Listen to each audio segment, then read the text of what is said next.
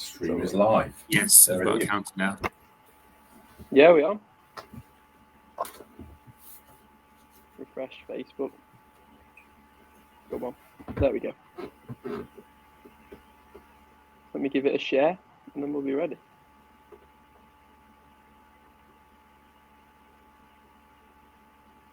Are we on? Yes, lovely. Yeah. Oh, yeah. There we go. Oh, what did we pay Charlie for then? We're done. Yeah, get rid of Charlie now. Josh is in charge. Josh is at the wheel. There we go. Okay, so evening, obviously it says on the Facebook already, evening with Andrew Vertigan. I've got down as a former RFU referee and coach. Do you still coach now? Yeah, still coach every weekend and sometimes midweek as well. So I've got 3 young adults I'm coaching now, 2 championship refs and a female professional premiership ref. Brilliant. So more in depth with that then. So you started out as a referee and now you're a referee coach. Is that correct? Yeah. So I'm a minister in the Salvation Army and a rugby referee. I played till I was 28 and broke my sternum twice, punctured my lungs. I had to stop playing. Bad injury. I went refereeing. And basically got told I was too fat and ugly to referee, as you do. We all respect the ref. And I actually proved everyone wrong, got to number 12 in the country for the English RFU and had 15 years at national level, refereeing all over the country. It's a passion I have. I love rugby. They say I live in the north, but they actually say obviously rugby unions for the educated, rugby leagues for the rest of them. But I mustn't make provocative statements like that because, Jordan, I don't make provocative statements at all, do I? No. Well, there's those sort of things them come with the sport as well, though, don't they? You get that sort of information from people about the north and the south and how they might refer to or play in different ways of the sport. You spoke there about your refereeing. So one thing I always look at when I watch rugby, or I'm not massively into rugby, but I always admire the fact that the referees have so much respect. Obviously, again, it's a good Christian value, but also you've got all these big guys. Some may be scary, but for whatever reason, they have respect for. A lot of the times, the refs are quite small. And how does that respect come about? Is that something that's been always in the game, or has that been brought in more recently? Do you know what? It's something we're having to work really hard at right now because the values are shifting massively in society today, and that's impacting into sport. And rugby's always held up. The referee is sacrosanct. If the referee says it, you behave. And you're right. You can have these 6'5" brick outhouses. They literally dwarf the referee. But if the referee says it, they have to stop. But what's increasingly, and it's really interesting because one of the values at Twickenham, and they now call it Allianz because they've gone to a sponsorship deal, is respect is one of our 5 core values of rugby union for the English RFU. But we're really having to work hard at that. So we've got a 0 tolerance on game values now. So rugby union referees, if they start to even wave their arms at a referee, I mean, just imagine this in football. They wave their arms or they say anything, they are literally march 10 meters. And if then again, they get a yellow card. So they're sin bin. So we are really strong on this now. And what's pleasing is it's not just on the field, it's off-field support as well. So as a referee coach, which is what I do as well, the systems are now designed to support the referee. Because one of the challenges facing all sports today is diminishing numbers, people disengaging with it because, you think about the classic Sunday morning village football or cricket, what happens? It seems parents and supporters think they can say anything to the referee. And can you ever reclaim that level of respect? Once it's gone, it's gone. So we're fighting really hard to maintain it, Jordan. Yeah. And like you say, the engagement level there, there's plenty of football referees around that I know just from playing Sunday League that have said it's not worth it, and the amount of abuse they get is putting them off the game. So again, they could do with taking that from rugby, but like you say, once it's gone so far, it is hard to pull back. So when you're coaching these referees, is that something that you talk about? Again, is it just, like you said, it's a given that the referees are respected, or do you find that there has been occasions where, I don't know, is it more the professionals respect it, whereas lower down the scale they're not as respectful?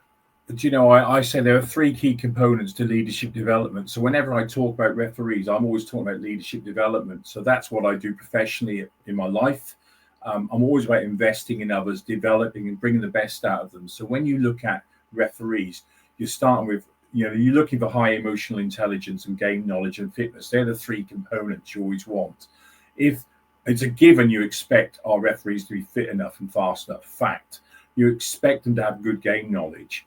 But actually, it's the key one is emotional intelligence. Because can I say, someone like yourself, Jordan, I'll say, Jordan, you'd made this decision in the 7th minute, and they will be able to remember what they did.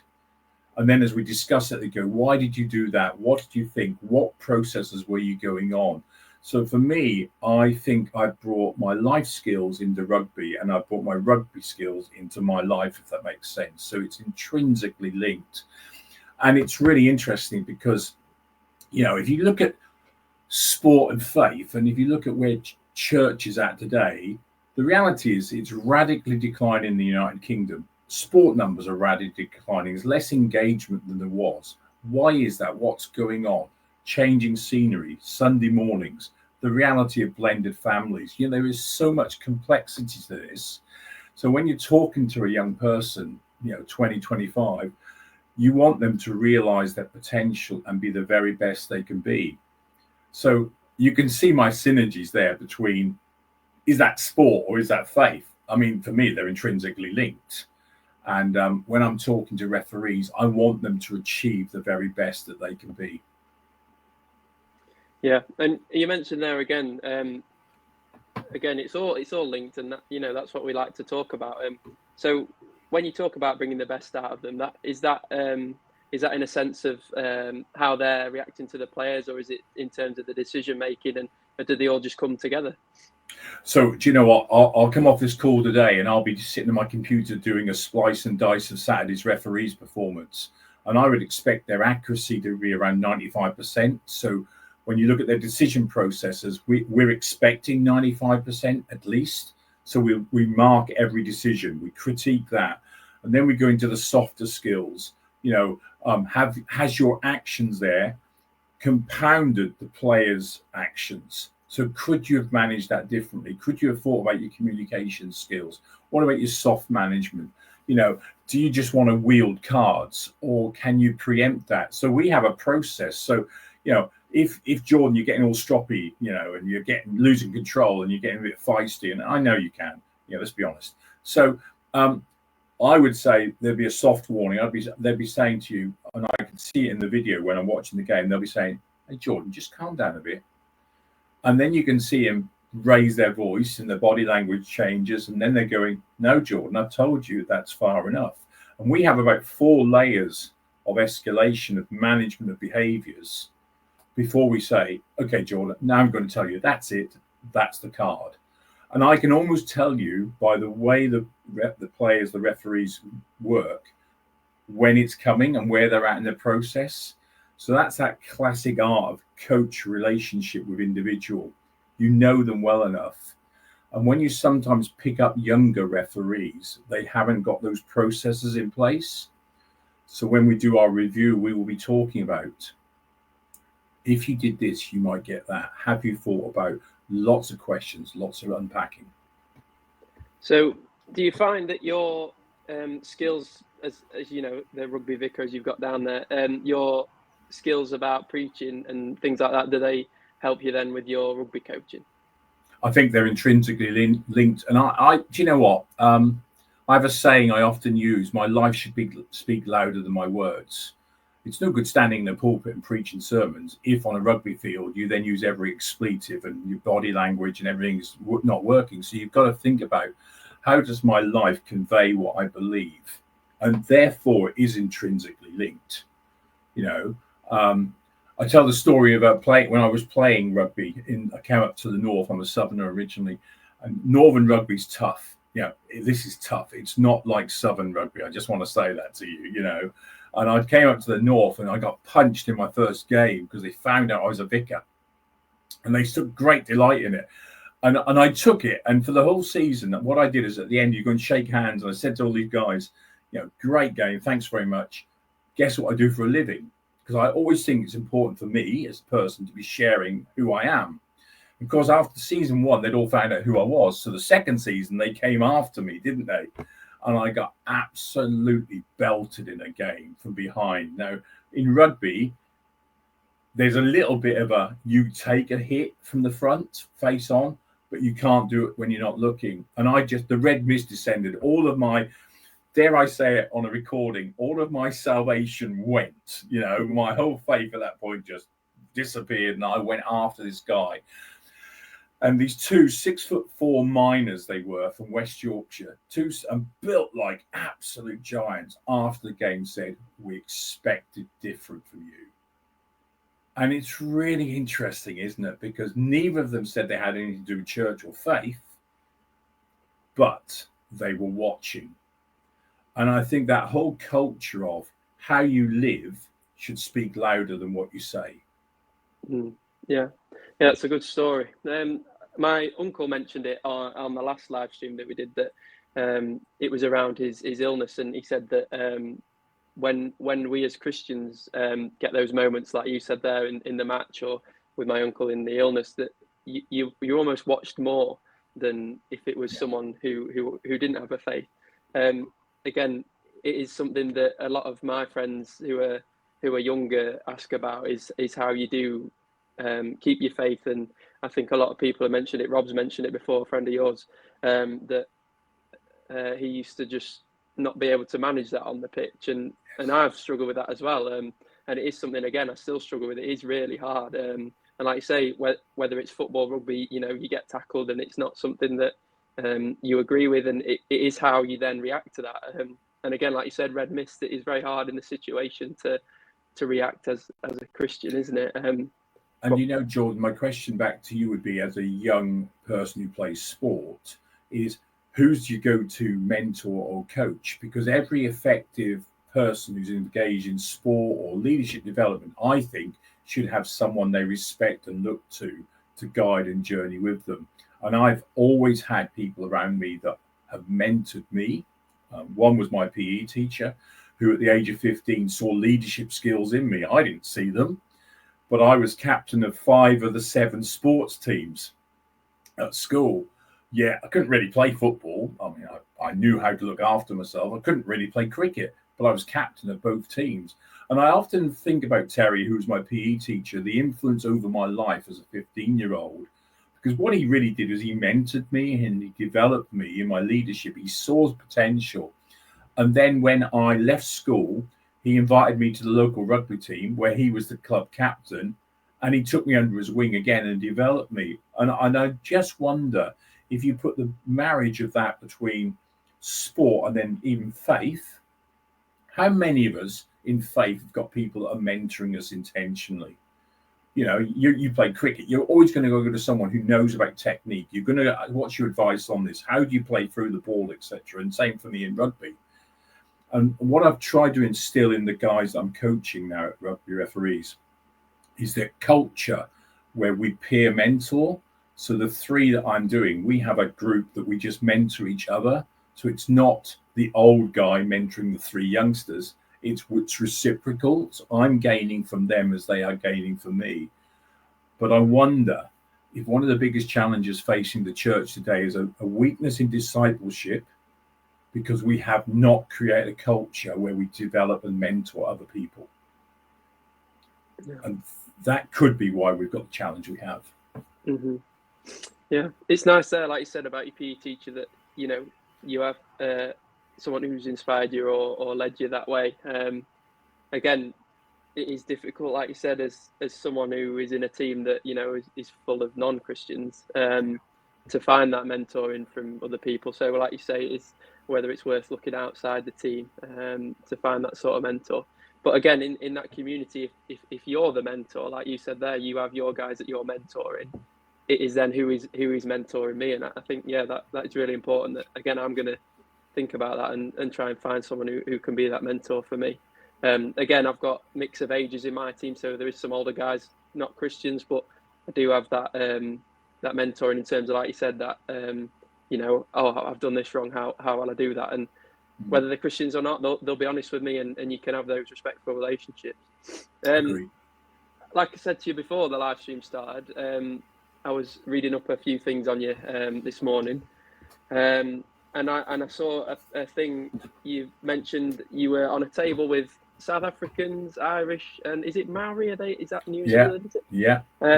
And you said it was as a prayer table. Now, again, with sport and community, the words we mention a lot. Sport can really talk and be a language, can't it? So how did you maneuver that situation, with all the different nationalities on that table? Do you know what? I think fundamentally, I think that God enjoys sport. This may sound a strange thing to say, but if our lives are all about worship and God and creation and all of that stuff, what happened was this. I was in South Africa. I've been sent there to referee for 3 weeks. I mean, really tough. I'm often to Cape Town. I refereed 2 of the oldest rugby teams in South Africa, Villagers and Hammies, under Table Mountain. I mean, just imagine this picture. The Table Mountain's there, and there's 2 oldest South African sides in Cape Town are playing rugby, and they were all Afrikaans. It was brutal, absolute brutal game. But after the game, we got took to an Afrikaans farmer's house, and he invited us to this house, and I'm there with 2 other younger referees. I'm the senior referee. I'm taking the young guys along with me. One is an Irish guy and one's a New Zealander. And we've taken into this South African's house, and at the dinner table, they've got this braai. Now, I don't know if you've ever been to South Africa, but I just want to say, if you like steak, forgive me if you're vegetarian, all that, you'll never have steak like you will in South Africa. I just want to say that to you, So this guy was cooking steak and potato. And he said, right, before we start in our house, we always say grace. And he turned to me and went, "You're a vicar, aren't you?" And I went, yeah. He said, and he really stayed with me these words. He said, "I'd be greatly humbled if you as a man of God would pray in my house." And I'm thinking, hang on, I'm there as a rugby referee. And I've got these 2 other young guys. So Rich, Kelly, as I called him, Kelly, he's a New Zealander. He says, "Can I say grace in Maori?" And I'm going, what the heck's going on here? We're in a rugby game, And then JP, who actually was an international referee for many years, was Irish Catholic. He said, "Well, can I say grace in Latin?" So we're suddenly, picture this, 4 blokes at the table with the Afrikaans farmer's wife. And he said, "We'll all stand. So why don't I start the grace in Afrikaans? Kelly, you do it in Maori. JP, you do it in Latin. And then Vicar, because they could never call me Andrew. They still can't. Vicar, would you say grace in English?" And do you know what? This is going to sound really strange, but picture the farmhouse and the braai and the steaks that are on the plate. And it was as if God, the Holy Spirit, was present with us as we all prayed in our own native tongues. It was mind-blowing. And 2 of my friends who'd gone to private schools, that's how they'd learned their prayers, they both said to me, "Andrew, talk to me about what just happened." And we then, over our dinner table, have this most amazing dialogue about God. And I'm sitting there thinking, I hadn't done anything. All I'd done has been open to the leading of God in that situation. And come back to that statement earlier, if my life is speaking louder than my words, people will see and want to know. So that was the prayer table in Cape Town. Yeah, that's amazing. Amazing. Yeah, that feeling, like you say, when you really feel like God's in that moment is amazing, and you almost can't describe it, can you? You have to be there. Yeah. So how many people then would you say were in that room around that table? Was it a lot of people, or? No, it was primarily the farmer, his wife, and the 3 of us. But what was interesting was the amount of people who've gone and told that story. So even though it was just myself and those, they've all gone and told the story of their encounter with this. The word they often said was this sort of experience of God. I mean, I know what that experience is because that's what I've sought to follow in my life, but they'd never encountered it. And we're still good friends. And Kelly actually sadly contacted advanced cancer, and we've been in dialogue for the last 3 or 4 years, and he's still amazingly keeps going. And he just rings me up and he says, "Vicar, say a prayer for me, will you?" And he's going, so like you said about, you know, your relative, he's going through some real trauma with his illness. You know, his body's being eaten alive literally by the scourge that's cancer, but he's still in touch. And it's really interesting that, you know, a lot of my rugby contacts say they have no person they know of faith. I am their vicar. I am their person they go to. And that's been the privilege, which is why I use the name that I do there, because within the RFU, I have people on a daily basis ring me and share stuff with me because they treat me as that respected counsellor. Mm-hmm. Yeah, that's great. Again, like I said about my uncle, and he's a chaplain for Gateshead Football Club, and that's the sort of thing he experiences. Yes. Where, you know, they might not have any faith at all, but if they are going through anything like an injury or something, they'll reach out to him. Like you say there, it's the same for most people in that situation, is that they're not doing anything particularly different. They're just living their lives the way they've been taught and the way they've been brought up to do, and live their life through Christ, and that's then reciprocated by the people that want to come to them and hear their story and ask them for help. Again, that's why the page is set up, because I wanted people like you to come on, and, you know, you've had the experiences, you've been able to share those moments, and it is nice. Like you said, there's only maybe 4 or 5 people in that room, but you can share it with other people, and, you know, it touches other people. Another thing that I did see online was that, again, a big community thing. My mum's involved with it at Clown Salvation Army. That's Messy Church. I read that you really connect with the ethos of Messy Church. But I wanted to, well, again, first probably describe a bit about Messy Church and what that is, and what ethos do you think are connected with sport, and what ethos from Messy Church can we bring to sport? Yeah, great question. Thank you. I mean, Messy Church, I'm very fortunate. I know the lady who set it up, Lucy Moore. I know her as a friend. And basically, she was a parent of children that were going to church and just didn't know how to sit still. And that's the best way to describe it. I don't know if you've ever been in that place where you sit in a church service, and candidly, am I allowed to say this? It's boring. You know, as a young person, you're sitting there going, I have to sit and listen and be told what's going on. But what's really interesting is that Messy Church DNA is all about creativity.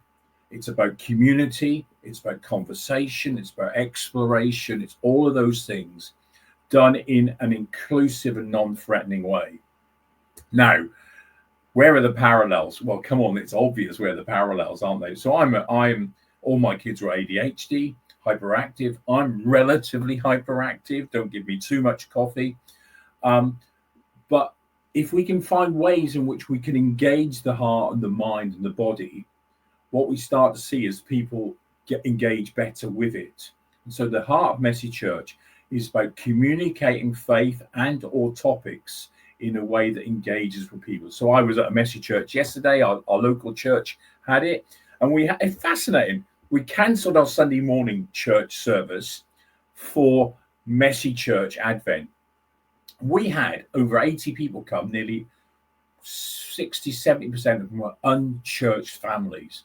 And kids were all over the place. It was chaos. It was brilliant. And I spoke to a couple of older Salvationists, and they said to me, Andrew, they just don't do it like we do. They just don't know how to sit still. I said, no, it's great, isn't it?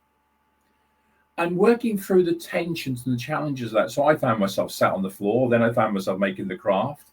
Then I got chatting to this young mum. Then I got talked to her about her life. And suddenly it all opened up. You see, at the heart of Messy Church and the heart of faith is about relationship. Think about sport. When you build good relationships with people, you build team.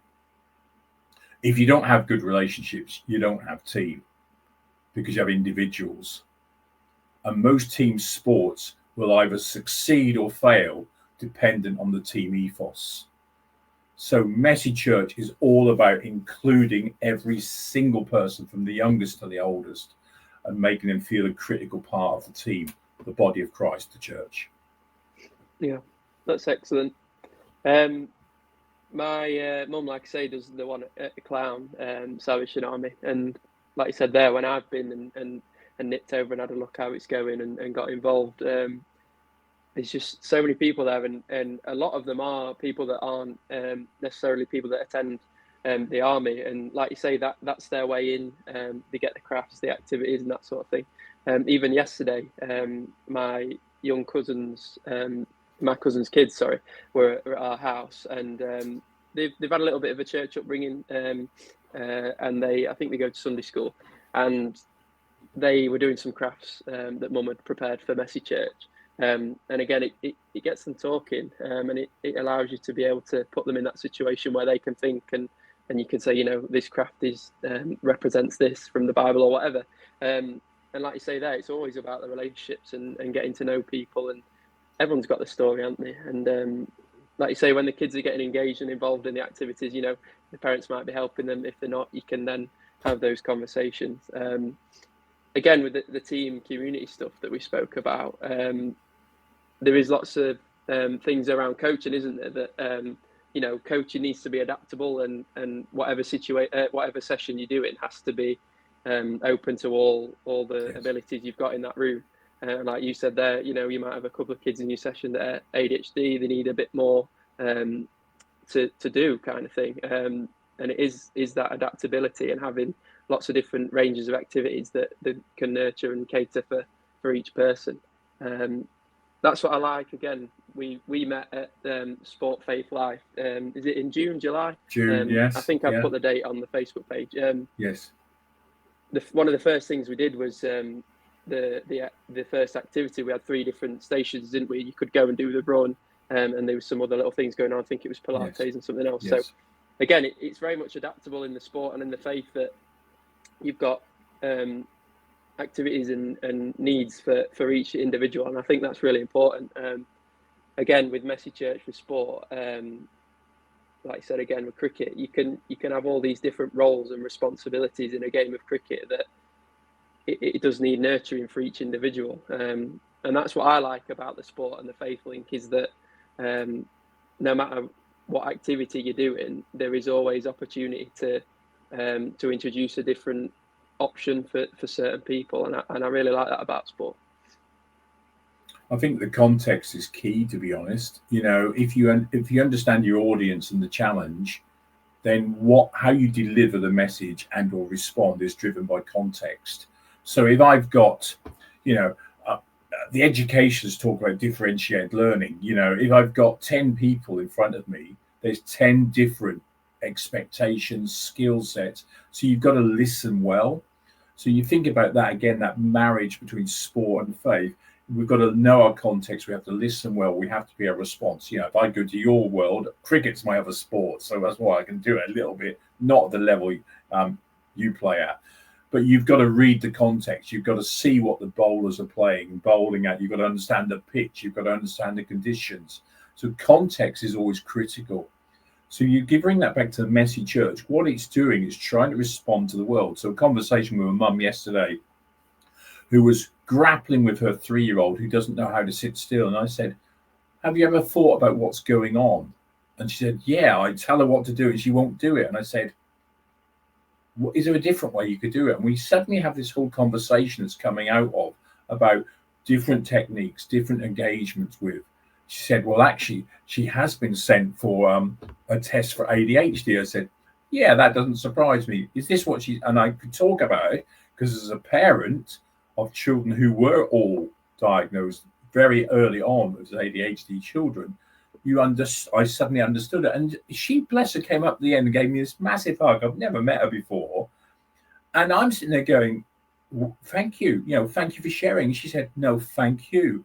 And suddenly, someone who's never really looked at church is finding church as an accepting place, is finding faith as, oh, hang on, these people are okay. So understanding our context is critical. I wonder if in today's world, one of the biggest challenges we face as church and however we communicate faith is understanding the reality of what's going on around us. So you come back to, if you think about teaching in the classroom 20 years ago even, the teacher stood at the front and told you what to believe and say. and some of you would sit and listen and some of us wouldn't, and if we weren't, we were naughty and we put out, like I was regularly put out. And if you then think about church, we've stood at the front all too long and told everyone what they've got to do. Whereas I wonder if we journeyed with alongside people, how much more it might be. Actually, I can see my faith at work through rugby. I can see my faith at work through sport. Maybe this is what it's about. And if we take it back and strip that all back to the fundamental tenets of faith, that's why I said I imagine Jesus would play sport. I genuinely think that, because he would go to where the crowds are. Where are the biggest crowds on a Sunday morning or Sunday afternoon? Usually in sport arenas. Yeah. Got to be worth thinking about. Yeah, it's very interesting. Yeah. I think, like you say there, that he goes where the crowds are. I think, like you say, he would play because it gets him into the communities. It's an easy way in, isn't it? And that's when you can start laying the foundations when you're in there with that situation, that group of people. You mentioned there you've got cricket interests as well. Is there any other activities, or sports that you get involved in, or is it just the rugby and the cricket?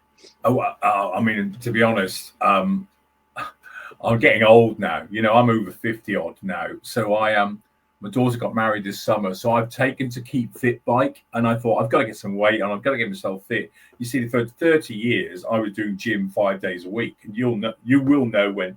I was going to say to him, Josh, then you'll know when you grow up, Jordan. I better not say that, had Josh? But smiling aside, suddenly I'd stopped after all this sport, and then I thought I've got to get myself back in shape. So I bought myself a really nice Keep Fit bike. And I've engaged, because my daughter was going to get married in the summer. I thought, right, I've got to shed some weight. So I've shed some weight, but I've made it a real discipline. So my bike, which has got this fancy technical stuff on it, I have my daily reading Lectio Divina app. I put that on. I listen to that. I'm doing my mileage. I'm then doing a bit of social media stuff. And it's my real space now. I think I've missed 5 days in 6 months. Mm-hmm. And I feel so much better for it. And but also walking, and you might say, walking, is that sport? Yes, it is, I think. And actually getting out. Yeah, I mean, to be honest, I was up at 4 a.m. yesterday morning watching New Zealand get walloped at cricket, which was very good, although I'm a bit weary for being up at that time in the morning. Yeah, it's good. And like I say, I think it's very important that, even not necessarily having to play all different sports, but having an interest in lots of different sports, because you can then have those conversations like we had about, the different ethos in the different sports and how they might differ or how they might have similarities. Again, I've seen on Facebook, I've seen you've put multiple posts on about your bike and that. And when, obviously, again, a lot of the sports are team sports. So when you're doing that individual activity there, even though you said, you're on your own on your bike in your garage, but you're still out there community, doing community work, like with your Facebook and, your daily readings and stuff. And I think it speaks a lot, like you said, about discipline in that no one, you said about mentors, but there's no one, saying to you, come on, Andrew, come and do your bike today. You're almost having that discipline in yourself to do that. And those days that you miss, then is that something that you struggle with in terms of, it's like, I can't motivate myself to do it today, or is it just that time doesn't give you that opportunity? Do you know what? I'm extremely motivated and driven person. So one of my strengths is always it's that classic strength and weakness thing. The reason I was told as a player and a young referee I wouldn't get to the top, they said I was too fat and ugly, and I went, I'm going to prove you wrong. So I got to national level, northern level, then national level.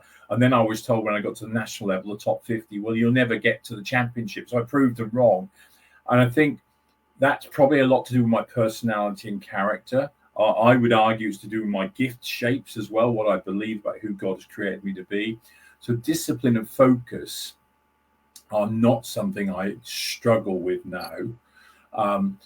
That being said, I'm having to get up earlier some days to do it because I know I've got a busy day or I'm on the road. And the 5 days where I have missed were because I wasn't around anywhere near a gym or whatever.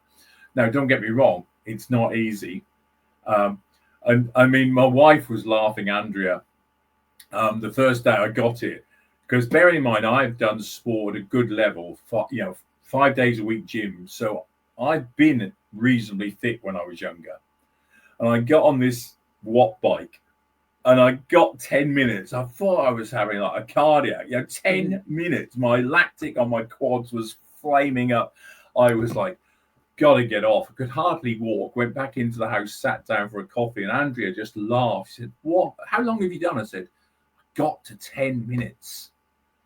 Now, it would have been really easy to give up then. I know you had John Clifton on. I mean, I'm not John Clifton Ironman. I've now called him the new Ironman. You heard me say this earlier this year. He's now the Salvation Army's new Ironman, taking over from Johnny Smith in retirement. Both are very good friends, I should say. But I'm now up to 50 to 60 minutes a day because I didn't give in. And I think actually when you look at the discipline of sport, it's easy sometimes when you have challenges in life and your faith is questioned and it's not going easy. It's easy to give in as well.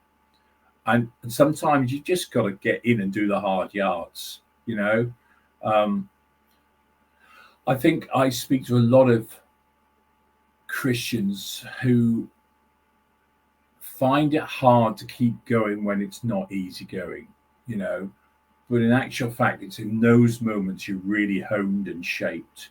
And I mean, I would say in my own journey in recent months, it's not always been the easiest, but funny enough, it's been in my discipline of going onto the bike and reading and being still that actually it's getting me through. So you have to just sometimes just knuckle down, Joe Root's one of my heroes, and Joe Root plays his game in tens. He goes 10 runs, he does another 10, and he focuses and resets every time. And everyone says, how does he always get beyond the hundreds? Because he's always continually going, and we start again, and we start again. And I think that's a lot of that in faith stuff.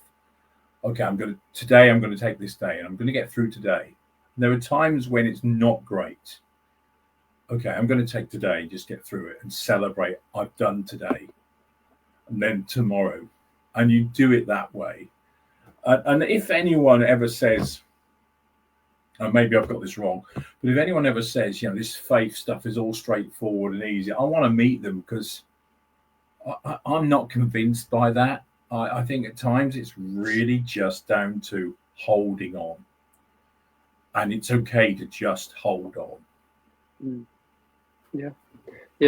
It speaks to a lot of things that I go through or have been through. It is really about, like you say, holding on and having that discipline to just keep going with it. Again, like we've said, there's so many crossovers between sport and faith. And again, you mentioned John there when he's doing his triathlons. It really does get to a point where you just think, no, come on, you can do this. I just need to keep going.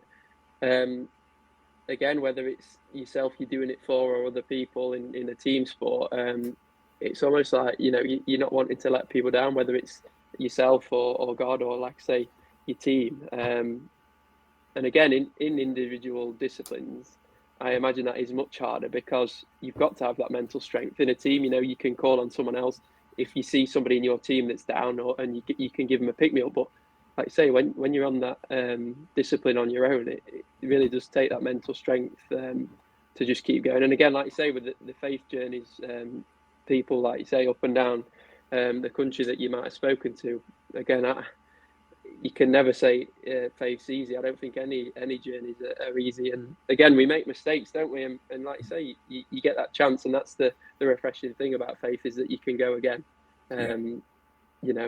Whether it's a prayer of sorriness or apologies, and getting back on and having another go.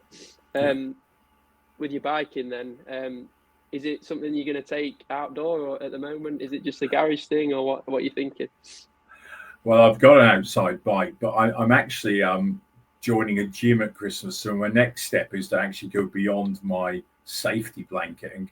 So I used to do a lot of gym work, and I need to realize I am 57, 58 now. So I'm getting on, but I just think it's really important to continually push yourself. And I'm needing to do that. So I think Christmas is bringing me a gym membership, I'm led to believe. So I'm not one. I've lived in Yorkshire 35 years, so I'm. They say of Yorkshiremen, we're a bit tight with the money, so I'm not going to waste it if they bought it for me. So that'll be the next step. Yeah, that's brilliant. I listened to Rob's podcast this morning, Yes. and he had Gary Smith on. I don't know if you've had a chance to listen to Yes, that. I have. And he was saying, Yeah. you know, about the parkrun community. Again, running can be such an individual discipline, but he said he really encourages people he knows to get to running clubs or running events like the parkrun. So, you know, maybe when you're in the gym, you might get on the bike next to somebody who's going through that same battle, or, you know, like you said there, you're trying to shift a bit of timber. People might be doing that, and you might be able to then have those conversations. And again, individual disciplines are very good for your own discipline, but I think it is good to get out there in the community, and, you know, you can then have those conversations like we spoke about before. And the great thing, Jordan, is, you know, I've started new churches, I've pioneered new churches. That's what I've done. I've never really led what you call mainstream churches within the Salvation Army, but I can tell you now of churches that are in part of Park Run. You know, I've actually got people who are doing that. I've got a church that's doing a dog walking church. They literally go walking the dog, and they do lectio divina. They read the Bible at the end of it and do a daily reading. I can think of other churches that are in gyms and weights. You know, I know some, you know, there are some rugby clubs now. I can't name them. There's a couple of Premiership rugby clubs that have a Bible study at lunchtime amongst some of their players. And so there's a lot of different places where church and faith can be explored, which maybe haven't been in previous years. So I think people are opening up the possibilities of where now far more than we ever have done. That really excites me because, you know, I've been a minister 18 months, and I was about to leave my first church, and the rugby club that I was playing for at that point, I was still playing. They came up to me and said, "Oh, I hear you're leaving, Andrew, in a couple of weeks." I went, "Yeah, we're going to start a new Salvation Army church." And they said, "Oh." So we're in the shower. You know, I don't want to paint this picture too much, but there's like 30 of us rugby guys in the shower, and, you know, and they said, "We can't take you for a drink as such, can you?" I said, "Well, yeah, you can if you want, but you know my stance on that." And they said, "Okay, can you come and lead our carol service at the rugby club?" And I went, "What do you mean?" He said, "Well, we're actually having a carol service this weekend. It was coming up to Christmas. And we thought, why don't you come and do it?" I said, "Yeah, okay." So I'm in the rugby club leading the carol service. So I quickly ring a few of my friends around and said, "Can you bring some instruments?" We got a brass band there. And we had this most amazing night together. And we're due to leave 2 weeks later. So I did church in the rugby ground with a load of rugby players. 2 weeks later, I'm about to leave to move to my next appointment. And they said, "Can we come to your last church service at Gorthorpe, which is near Ossett in Wakefield?" I went, "Yeah." Well, we just thought it'd be good to say goodbye to you properly. And we know this is important to you. And I'm sitting there thinking, oh my goodness, what an opportunity. We're in this little small church building, and there are over 60 rugby players come to my farewell church service. So I changed all the songs knowing they were going to come. So I picked 3 hymns that rugby players would know. So "Guide Me Over the Great Jehovah," which is a great Welsh rugby anthem. And they sang their hearts out. And the small little faith of the Church of Faith, they basically came up afterwards and said, "Oh my goodness, Andrew, those guys singing their hearts out." And of course, the words that they were singing, but how, you know, I'm still at a loss for words when I think about that occasion, because I played rugby with them on the field, but they had enough respect for me that they wanted to come to my farewell church service. It'll stay with me, I guess, until the end of my life, but just a really beautiful moment. Yeah, that's brilliant. Like you say, you've experienced a few moments over the years, and that's, again, like I say, it's so good to hear these stories, and it just really shows the power and in relationships and in sport, and those connections. And again, it's something that I always love to listen to. the stories like that, because it just shows you what you can really do in those environments. And like you said, you've been yourself, and you've opened up in their environment, so they felt comfortable enough to come over into your environment. I think that's brilliant. Yeah. It's really good. I think Josh, did you have some questions that you wanted to fire over to Andrew? Yeah, you've spoken a lot about being a coach and a ref. I was wondering if you had much opportunity to share your faith with other players when you were a player yourself. Yeah. So, I mean, to be fair, Josh, one of the key things for me is because of who I am, it's important to share my faith as well.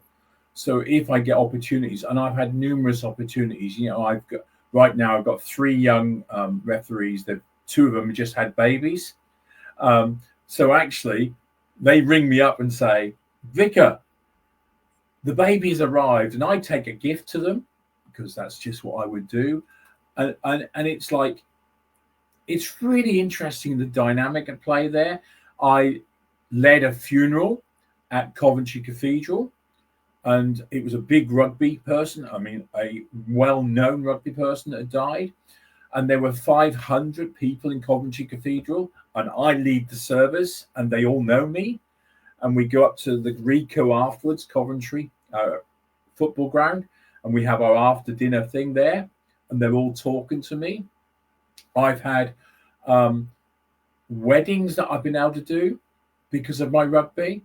So to be honest, Josh, it's almost a given now that that's going to happen, because that I'm the only Christian they know, usually.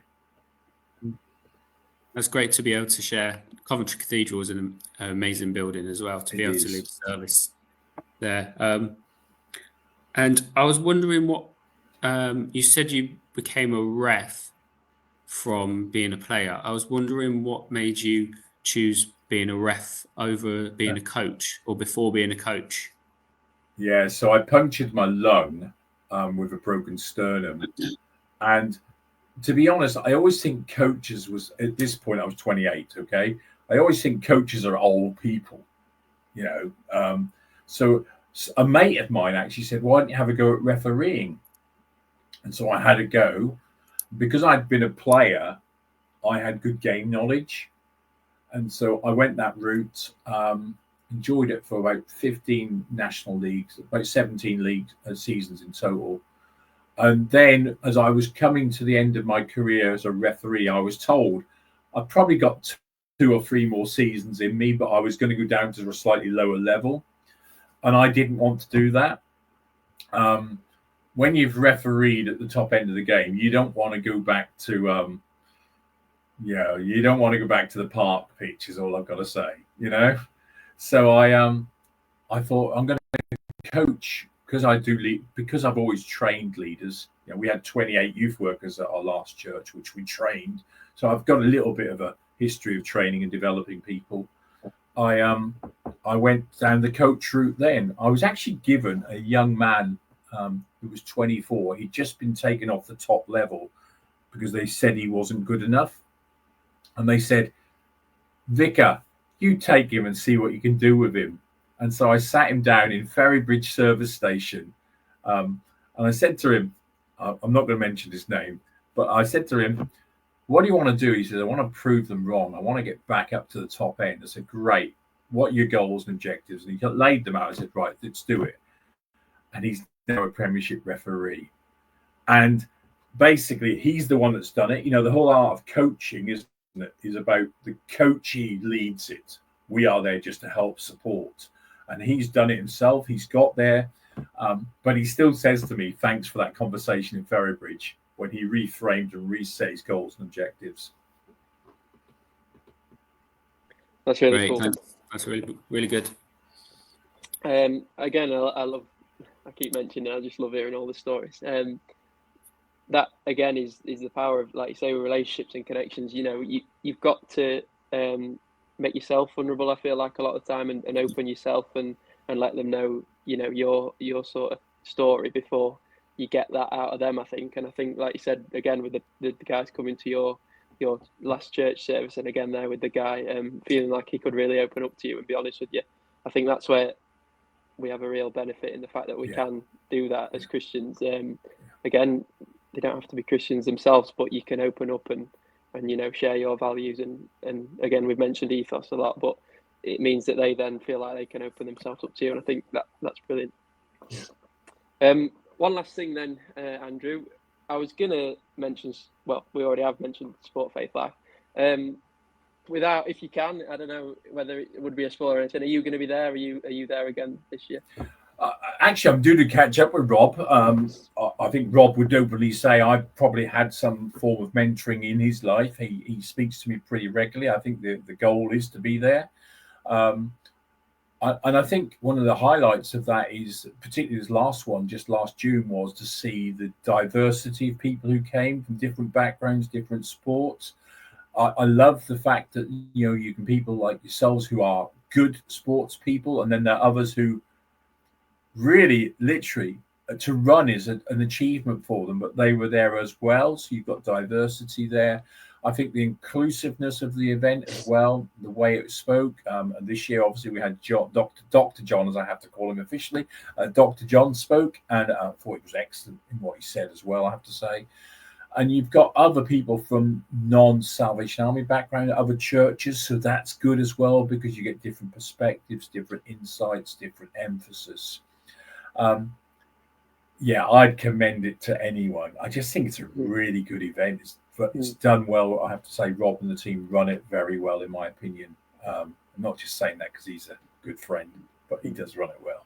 Yeah, I agree. Like I say, that was the first one I went to, as you know, and it's something that I'll look forward to now every year. And I encourage as many people as possible to go to that, because it is really a great event. And like you said, going into it, I didn't realise that it was more than just the Salvation Army. I thought it was a Salvation Army event, and like you said, the diversity of not just churches but people from all walks of life there. And like you said, different abilities, different backgrounds, and it didn't matter, because you're there for the same reason, and that's to see how you can link your sport and your faith. Again, that's what we're trying to do on this page, and I thank you for coming on tonight, because again, being at Sport Faith Life, I heard what you had to say, and I really enjoyed it, and I wanted to share that with other people. So thank you for tonight. And Jordan, if I may, I want to say well done to you, because I remember having the conversation with you at Sport Faith for Life, and you felt really challenged to do something about it. And I just want to say well done, because in a sense, as we said, we'll hold you to account on this in 3 to 6 months. And it's great to come on. Thank you for the privilege. It's always good to talk about faith and how that connects with real life. And cheering you on at every single level. Keep doing it between you, because you will never know whose life this will impact at the time it needs to. Thank you.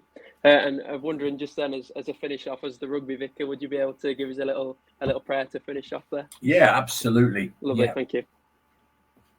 So God, as we all run the race of life, we pray that you, by your grace and your love and your mercy, would help us to respond, to run it well, and that people might see something of yourself, the person of Jesus, in our actions and in our life, whether that be kicking a ball, running, hitting a ball, or simply blowing a whistle. And we make this prayer in the beautiful name that's Jesus. Amen. Okay. Nice one. Amen. Thank you very much, Andrew. Thank you, Andrew. Very welcome. Thank you, everybody. Cheers, guys. For tuning in.